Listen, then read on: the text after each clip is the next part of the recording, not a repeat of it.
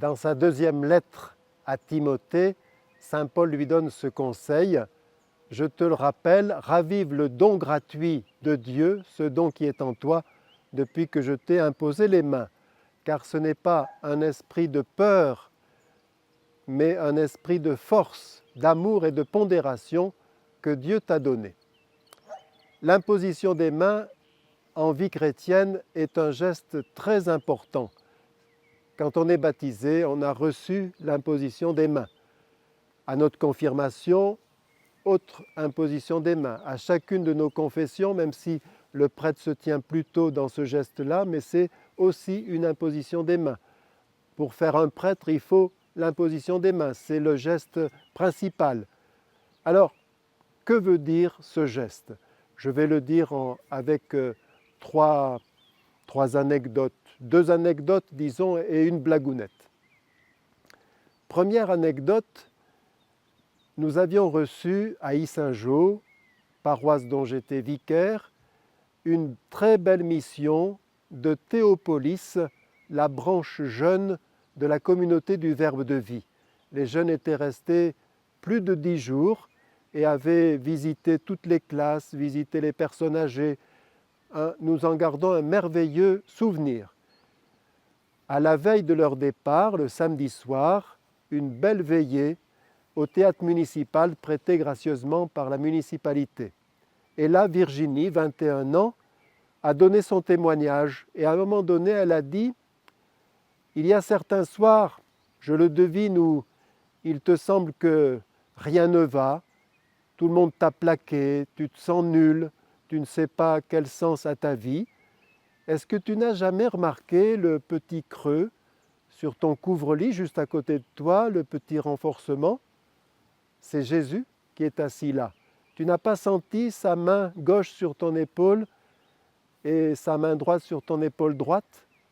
C'est lui qui est là, il est au plus près de toi, alors parle-lui, confie-toi à lui. » Voilà, l'imposition des mains nous dit premièrement la proximité inouïe de Dieu. Il n'est plus dans les nuages, il est vraiment au plus près de chacun. La deuxième histoire sera une blagounette un peu loufoque. Dans cet hameau, les habitants avaient eu la joie de savoir que la maison qui était en vente depuis longtemps venait d'être vendue et ils ont eu la surprise de découvrir que le propriétaire avait 3 énormes chiens, 3 très beaux chiens mais assez impressionnants. Voilà qu'un jour, parce que dans ce village on est très sociable, quelqu'un qui est en train de faire son jardin, interpelle le monsieur au chien et lui dit « Vous avez de beaux chiens, vraiment, hein, mais dites donc, ils sont gros, ils doivent vous coûter cher en nourriture. »« Ah, c'est vrai, lui dit-il, il ne faut pas leur plaindre les croquettes, surtout celui-ci. »« Ah, et les autres? »« Oh, les autres aussi. » »« Et puis dites-moi, au niveau vétérinaire, je vois que ce sont de beaux chiens, des chiens de race, ils doivent aussi vous coûter une fortune. » C'est vrai, il faut les faire vacciner, puis il y a des problèmes de pattes cassées ou de tiques. C'est vrai que je laisse un bon budget au vétérinaire, surtout pour celui-ci, en montrant toujours le même chien. « Ah, et les autres? »« Oh, les autres aussi. » « Et dites donc, vous passez aussi au toilettage? »« Ah, bien sûr, ces messieurs-dames aiment le coiffeur, donc j'y vais régulièrement aussi. »« Ah, ben c'est pas donné non plus le coiffeur. »« Ah oui, ça me coûte cher, c'est vrai, surtout celui-ci. »« Ah, et les autres? »« Ah, les autres aussi. » Alors il lui dit « Mais écoutez, c'est curieux, chaque fois vous me montrez le même chien, vous me dites que celui-ci vous coûte cher et puis les autres aussi. Pourquoi? » « Eh bien parce que celui-ci est à moi. »« Ah bon, et les autres? » ?»« Les autres aussi. » Alors nous pourrions avoir un dialogue semblable avec le Seigneur. Nous pourrions lui demander « Dis donc Seigneur, les scientifiques estiment à 8 milliards le nombre d'êtres humains pour le moment sur la Terre. Ça doit vous coûter cher en nourriture parce que si on calcule bien, pour une seule personne, il faut une personne qui vit 80 ans, à peu près 32 tonnes de nourriture. Il faut que vous produisiez beaucoup. Ah ben oui, surtout pour celui-ci, en vous montrant vous. Ah, et les autres? Oh les autres aussi. Et puis, Seigneur, on m'a dit que vous les aimez tous. Comment faites-vous pour arriver à les aimer et ça doit d'ailleurs vous coûter cher parce que quand on est en souci de personne, eh bien ça prend de l'énergie. Ah ben oui, surtout pour celui-ci là, en vous montrant encore. Et les autres aussi. Et puis Seigneur, pour arriver à leur indiquer le chemin du ciel, pour arriver à les persuader qu'il faut préparer ce ciel, que vous leur donnez ce temps de gestation sur la terre, ça doit aussi vous coûter de l'énergie. Ah ben oui, c'est sûr que je multiplie mes clins d'œil. Certains les appellent même mes clins d'yeux. Ah, et surtout pour celui-ci, en vous montrant. Et les autres aussi, s'ils le veulent. Avec le Seigneur, nous sommes toujours libres. L'imposition des mains nous rappelle que le Seigneur vient nous protéger et nous dit aussi que nous lui appartenons.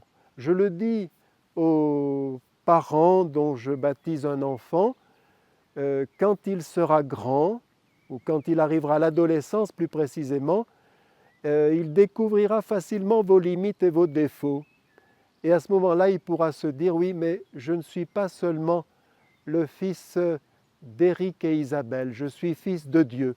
Je ne suis pas seulement la fille de Jérémie et de Marie, je suis la fille de Dieu. L'imposition des mains nous rappelle cette appartenance.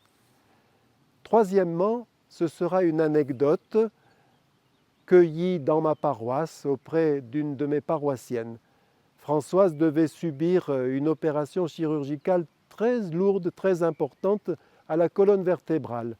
Elle avait vu l'anesthésiste, elle avait subi tous les examens et elle voyait son chirurgien pour la dernière fois. Il lui explique, aussi simplement qu'on peut le faire à quelqu'un qui ne connaît pas la médecine, et puis il lui dit, en refermant le dossier, « Madame, êtes-vous prête ?» Et elle lui dit, « Écoutez docteur, je vais vous dire une chose, je me remets entre vos mains et je me suis remise aussi entre les mains de quelqu'un d'autre. » Ah, quelqu'un d'autre. Ça veut dire que vous êtes remise entre les mains de mon grand copain. Elle acquiesce et il lui dit, « Vous êtes croyante, madame. Je ne vous aurais pas dit que je m'étais mise entre les mains de quelqu'un d'autre si je n'étais pas croyante. » Et alors il lui a expliqué que lui-même a vécu une partie de sa formation aux États-Unis et qu'aux États-Unis, il n'est pas rare de voir une grande photo de toute l'équipe médicale, chirurgiens en tête, mais aussi les infirmières, les anesthésistes, les aides-soignantes, avec au-dessus d'eux 2 grandes mains. Oui, les mains, c'est le symbole de la guérison, de la libération, c'est le symbole de la protection. L'imposition des mains est l'assurance qu'aux yeux du Seigneur, le chrétien est une pièce rare, une pièce unique dans la collection du Seigneur, une pièce à laquelle il tient de tout son cœur, comme à la prunelle de ses yeux, et à qui il promet proximité, élection et protection.